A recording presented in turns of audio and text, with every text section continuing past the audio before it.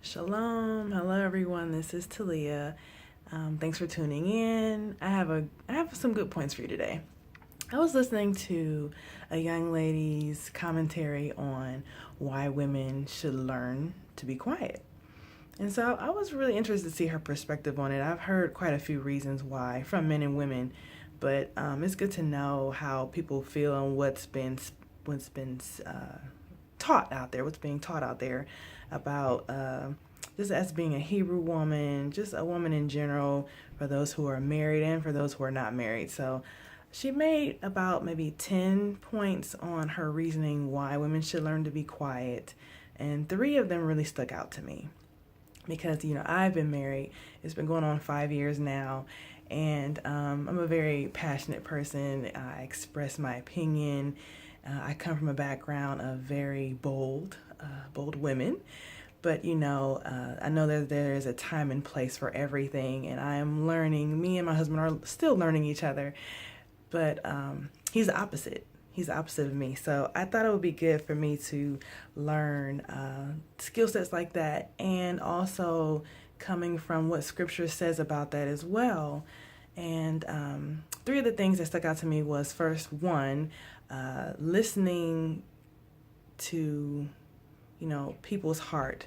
When you learn to be quiet, you get to listen to what comes out of people's heart, what's on their mind, and that way you can actually give them some wise counsel to see what's going on with what's inside of them, and it also shows them that you're paying attention.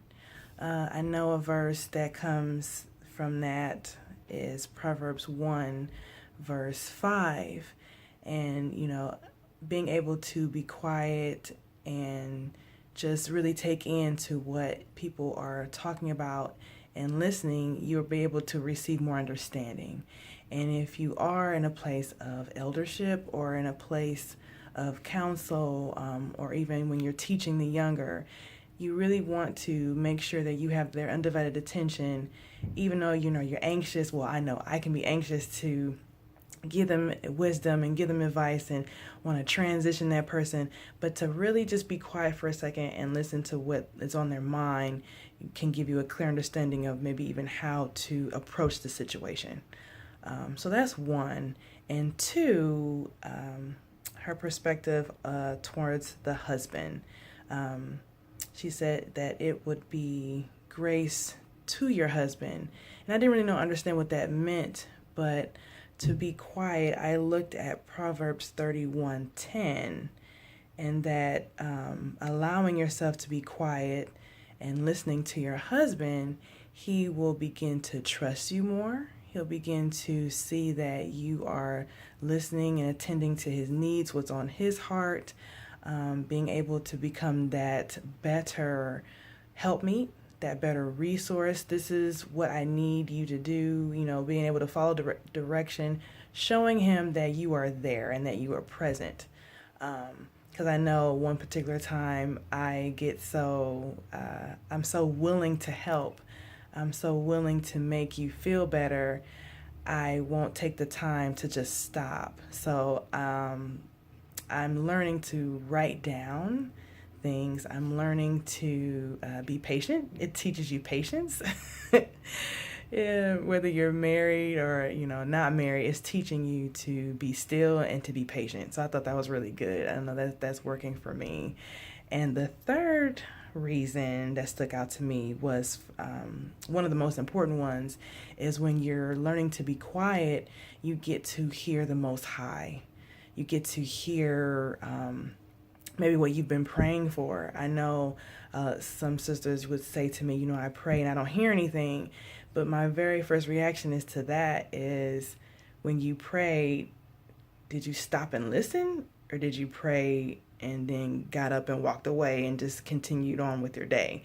So it's not only teaching you patience, it's teaching you patience with the Most High, and listening to his direction, listening to wisdom, listening to what he might have been trying to tell you for a long time. It's not that it's not that he's not listening. It's not that he's not responding, but are we stopping in our busy schedule to really hear what he has to say?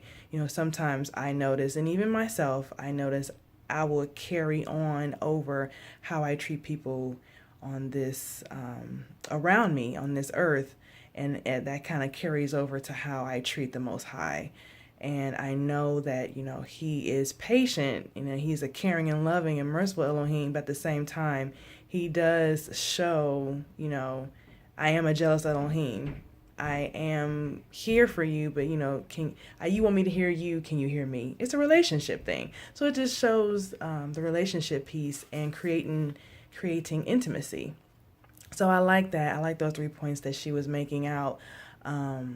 Grace to your husband, listening to the Most High, and actually listening to what's on people's heart. It's teaching you a lot about patience and listening. So I like that, and I think that that's really helpful when people are coming to you. If you have that type of gift of discernment and have that type of gift of understanding and things like that, they would really help you in counseling other people. So I'll go ahead and put down my scripture references in the description piece, or if you have a good scripture, let me know and I'll add it as well. Thanks for tuning in. Till next time, hope everyone's sowing season is going great.